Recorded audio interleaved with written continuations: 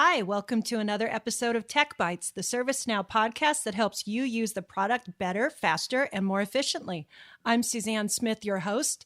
Today, you are going to hear some great information about reporting, including streamlining reports, report administration, adding security and ACLs to reports, some new Geneva features, including multi-level pivot tables, conditional formatting, and multi-level drill down. And we're going to talk about the idea of seeing reporting as the face of your ServiceNow instance.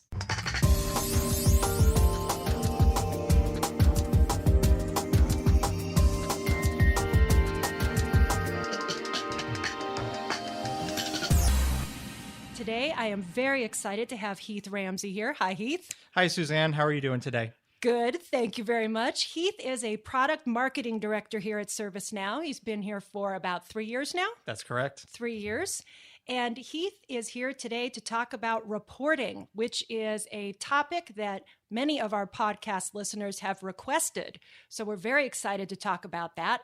I want to mention one other fast fact about Heath. Heath is a proud graduate of Duke University and is a huge basketball fan, correct? That is correct. It's been a long time ago, probably about 20 years at this point, but the Duke-Carolina game is coming up, and it's going to be a stressful time for me, but I'm very happy to be here and talking about reporting to try to ease my nerves. To ease your nerves. Okay, we will focus on reporting and not basketball, but I had to mention that, so go Duke. Reporting is a big part of the product. So I think most people are familiar with it, but can you give us a little background and talk a little bit about the reporting module in ServiceNow? Absolutely. So, reporting obviously goes back a long way in the ServiceNow platform. And for those of you who have a long history with the reporting engine, you've seen it at maybe not its best in the earlier versions of the platform, but what you've seen is a very, very strong progression, especially over these last releases, Eureka, Fuji, and Geneva, where we've made a lot of strides and a lot of advancements. And when we think about reporting, the way I really want you to think is that reporting is the face of whatever it is that you're doing within the platform. If you are working with a process, if you're working with an application, the data and what you're presenting to people and all of your stakeholders becomes very critical because that gives them the information that they need to know how the process is performing and how the requests are being managed. So, with respect to reporting, if I have any advice, it really is to take the time to be thinking about what you want to present to people and go out and advocate and get requests from your stakeholders and figure out what is meaningful for them to see on a daily basis to help them manage the process. And reporting has been in the product from the beginning. It has been, yes. And it is included when you buy. That is correct. ServiceNow. Yes. I want to specifically ask you from the beginning, this is confusing for people, what is the difference between reporting and performance analytics? Suzanne, that's a great question. And it's one that I get all the time. And the way that we like to think about it is that these technologies, reporting and performance analytics, are complementary to one another. If you think about reporting is a great way for you to be able to look at the current state of your process, look at the current state of the requests, what you need to be working on today, what's important from a work perspective. Performance analytics, on the other hand, is more of a trending tool. You take the same measurement over time and you look at the overall performance of the process. So when you use performance analytics together with reporting, you get a complete picture because performance analytics will allow you to see the trends that are developing inside the process, and the reporting puts the information right there in terms of what you should be working on today and what's meaningful in order to get everybody aligned and working towards a common business goal. Thank you. I wanted to be sure people got that difference right from the beginning. Excellent. I want to talk about some best practices now with reporting. And can you tell us first the difference between the available reports? There are available reports in the module. There are, yep. And then customers have the ability to create custom reports. Absolutely. So whenever you get ServiceNow as a platform, there's a whole series of standard reports and content that come with the platform. And these are reports that were built by our development team based upon a whole lot of experience and working with customers and what we've heard from customers as what they most commonly want to see around the visualizations, the dashboards, the home pages, those types of things. But that doesn't mean that you're stuck with just those things that come with the product. Everybody has the ability to customize the reports, and we encourage people to customize the reports and really tailor it to their environment because everybody is a little bit different. What we generally recommend is that people use those standard reports as a model. There's a lot of great information in there, things that you can follow in terms of data structures, ways to go and get the information from the different tables. But certainly, again, that customization and making it fit your environment and what you need your stakeholders to see is very important. Great. What are some of the other best practices that you recommend when people are using reporting? Well, I mentioned it a little bit earlier in the podcast, which is really what is your reporting strategy? What we tend to find with our customers, because they have the ability to do custom reporting and they put it out there in the field and everybody can create their own report, is that we get this proliferation of reports. Worker number one decides that they need a report to see a certain thing. Worker number two needs the same exact thing, and perhaps they create the same exact report. And you see this proliferation of stuff that's going on with respect to, proliferation of number of reports that are out there, and it tends to start to get very large. And then the information it's not meaningful to people just because they're out there mining their own information. So if you think about it, reporting, I would always bring it back to the application, the service, what it is that you're trying to provide, and what's most meaningful for people to be able to see and to consume about that particular process. So really start with a strategy and understand what it is that you want to visualize. Some of the other things then, once you have that strategy, make sure that you're doing the proper administration and monitoring of the reports. We talked about that proliferation. With Fuji, you have the ability to go in there and really see how people are using the reports. You can see which reports are being unused. You can see which ones are your biggest offenders, meaning that they're the heaviest use. They're causing the most, most resource contention in your instance. And you have the ability to go through and find out what those big offenders are. And you can start to groom and you can start to cultivate. And you can go talk to people and say, look, do you know that this report also exists over here? You don't need this one. Or you can call out the reports that are no longer used, or the people who are creating bad queries that are affecting your instance. You're going to be able to talk to them and then potentially recommend changes for them. So when we think about best practices, strategy, administration, those are the big things. Keep control over what's going on. Do you have any tips about how people can avoid P1s when they're using reporting? Yes, I do have some tips on how to avoid P1s, and I'm going to go back to this idea of report administration. So one, making sure that you understand the different types of reports, how they're being used, who's creating them, why they're creating them, because that proactivity is certainly going to help. The other thing that you want to look at is specifically the report builder, which is make sure that you are using queries and the different types of options within the the report designer that are not taxing. So if you're saying things like, give me everything in this really large table and make it sure that it is one of 4 or 5 different values, that's the kind of thing that's going to be a little bit more intensive than if you try to select a specific value from the table instead. So really be thinking about what you're querying, the type of data set that's coming back, and also make sure that the data are important. I mean, why does this report exist, and is it meaningful? Do you really need to have this information? And that's certainly going to help with the performance and with the administration. That's good best practice advice. Thank you. Okay, I want to talk about a few tips and tricks now. Do you have any for us? Of course I do. Of course you do. I'm always going to go back to this idea of report administration because I think it's so incredibly important. And I know that's not a super technical feature of reporting in the platform, but really, report administration is a way of life. And we find that the most successful customers with reporting are the ones that have an active hand in making sure that the data are really presented in the right way and that reports just are not getting out of control within the organization. But it doesn't stop there. There's plenty of other interesting things and tips and tricks and features that people can take advantage of. One of the things that I do want to talk about with respect to tips and tricks, and it made me a little bit less of a tip or trick, more of a troubleshooting kind of thing. Reports are very sensitive to ACLs, access control lists in the platform. So if you're designing a report, if you're trying to present information, you really need to be thinking about the information that the consumer is going to be able to see, because the reports follow the security model that we have inside the platform. So if you have complex ACLs and you're expecting people to see information and they're not seeing the information, then I probably would go and see what's happening with the ACL and why that information is being removed from the report and that you're not getting the results that you expected. Yeah, report security is a big issue all around. Yep. It is.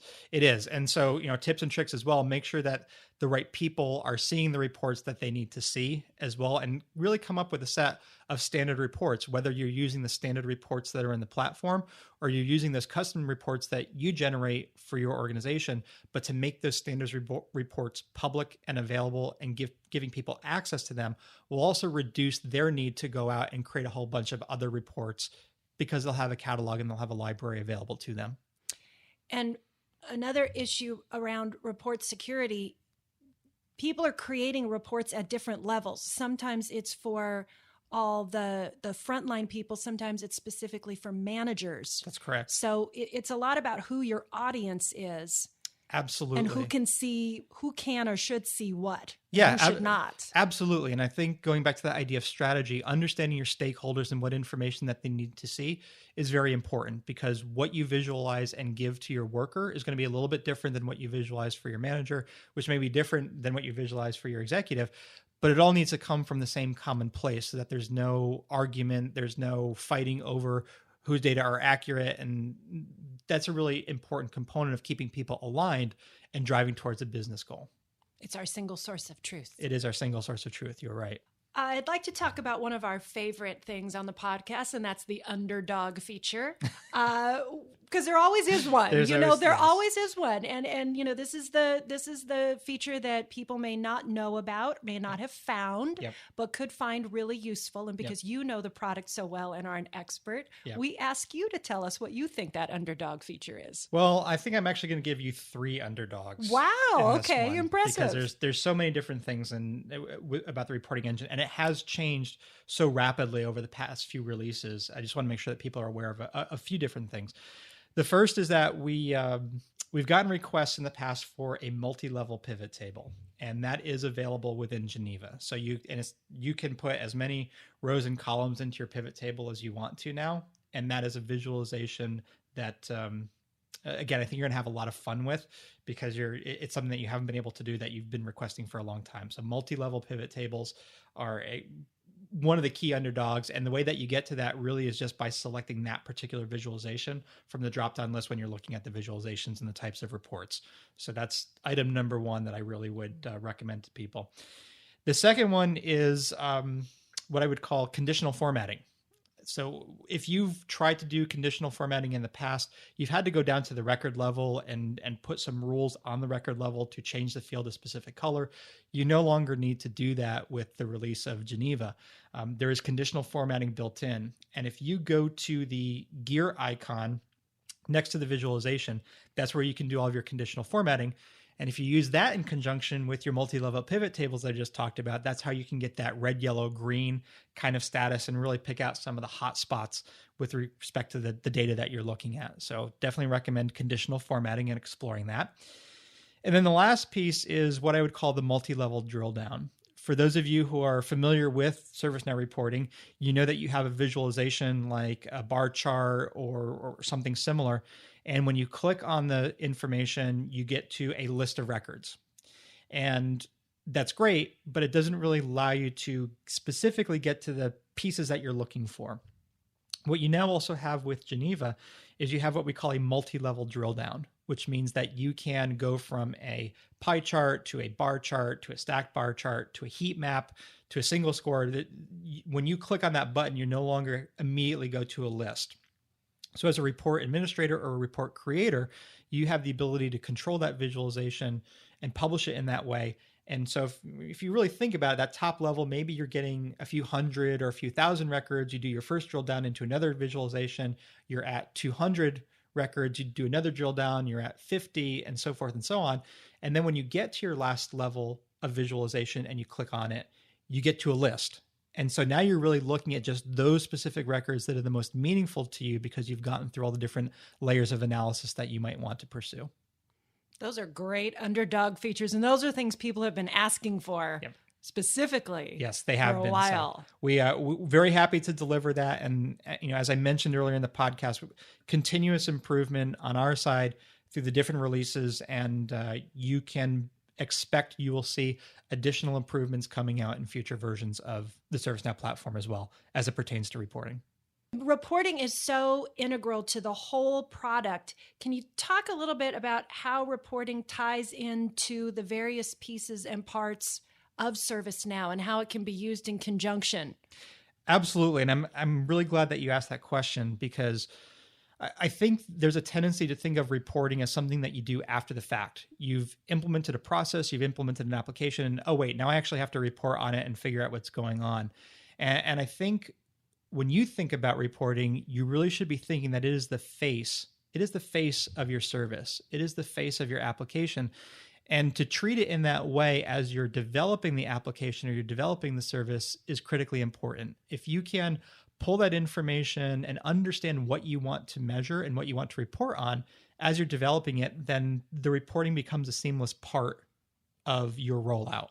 And that is going to drive that alignment, that's going to drive the data into people's hands, that's very useful, that's going to allow them to, you as an organization, to meet your business goals.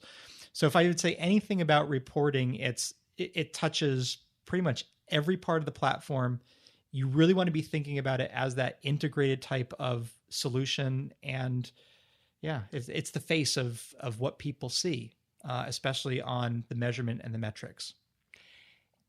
Do you have any examples of how you've seen customers kind of creatively use reporting to showcase a certain module or a certain part of ServiceNow and get information about it? So, when I think of the question put that way, and I think of it being interesting, and I'm perhaps a little bit of a strange person, it's the tailoring of the visualization, and I want to clarify that the face of the application, because the face of the application is also, it's the portal and it's what the consumer sees as well, right? The face of the application for the other stakeholders, like the fulfiller and the service owner and the executive, that's where reporting really comes into play. So what our customers are doing with their home pages and with their reports are really building visualizations that are tailored and specific for the people who need to act upon them. So it is making sure that the reports are aligned with the people that are consuming them, aligned with the overall business goal. Everybody has an understanding of what the measurement means and why it's being measured. And that's where it's important, and that's where it's critical. The Knowledge Conference is coming up in the middle of May this year. It is. I'm not going to get any sleep between now and then. I can imagine. I am guessing that you have some interesting things planned for the Knowledge Conference around reporting. We absolutely do. So when you think about the Knowledge Conference, we usually break it down into three sections. There's the pre-conference, the main conference, and then there's CreatorCon afterwards. Certainly at the pre-conference, there's going to be some sessions where reporting is going to be embedded as part of the training and the workshops that are going on, and you're going to see that, face of a process that we've been talking about. In the main conference, we're going to have a series of breakout sessions. So there's a track called Analytics and Reporting that you can look at on the registration page, and you can see the specific sessions that are associated with that. And that will include a session on the BU roadmap. So you'll get to see what we're doing in Helsinki and beyond, and where we're going to be taking reporting. So I think that's a great session for people who are interested in reporting to attend. My general manager, Carl Vanderpoel, will be the person who's presenting that particular session, and you're going to learn a lot in there. On the lab side, we've got a series of labs. There will be 4 around reporting and performance analytics. Again, we talked about them as being complementary types of technologies. And there is a specific reporting lab. So you can get isolated on reporting, and you will see that in the registration as well. And then, CreatorCon, again, if you're interested in application development, be thinking about your data structures and building the reports as part of your application development process instead of doing it after the fact. It will be a busy conference for reporting and analytics. Yes. It will. Now, if people want more information about reporting, we have a variety of places they can go. Where have you stashed information for us, Heath? Oh, there's pockets of information everywhere. Sometimes I think that's the biggest challenge, is that there's a lot of great stuff out there, and it's a matter of organizing it. One of the things that we're doing within our BU in conjunction with our support organization is creating a KB article on High, which will be a collector for all things related to reporting and also performance analytics. That's in the process of being created, but very soon when you go on High and you do a search, you should be able to find the article, and it'll be your thumbnail into other KB articles, community articles, YouTube videos, et cetera, things that are related to reporting. I do want to call out that we have created a series of videos for YouTube that gives you some really interesting and useful information about creating reports and some of these advanced topics that you might be interested in as well. So if you go to the ServiceNow YouTube channel, there's a separate playlist for reporting. You can look at that. I think there's 6 or 7 videos in there right now, but that's a really good place to start as well. And of course, other standard resources, the product documentation site. We're always going to be improving that, and you can find some great information there. And then out in the community, if you're going to be posting and asking questions around reporting, we generally recommend that you do that in the performance analytics section of the community. And that's because the business unit and a lot of specialized people think of reporting and performance analytics together, and you probably will get a lot more response if you go into that area. And we are taking steps within the community to try to get general reporting questions in other areas of the community linked back to performance analytics so that we can monitor that a little bit better. But really, go check out the performance analytics area and post your questions there. That's a very lively group in the community. That is a very lively group. Good conversations happening there. Very good. And that is a lot of good resources for people. I think with reporting, seeing is believing too. So when you look at the videos, when you look at the documentation and you see some of the screenshots, it brings it to life. You can really see it in motion and see some of those possibilities, especially some of the new possibilities in Geneva. Absolutely. Yes. Well, Heath, you were a much requested guest for the podcast. Thank you so much for being here and sharing your reporting knowledge with us. Thank you, Suzanne. It's really been a pleasure. It's been a fun time. Thank you. And we will also have another separate podcast episode with Heath specifically about performance analytics. So if you enjoyed this one about reporting, look for the one on performance analytics. Thank you again, Heath. Thank you. And thank you, everyone, for listening to another episode of ServiceNow Techbytes.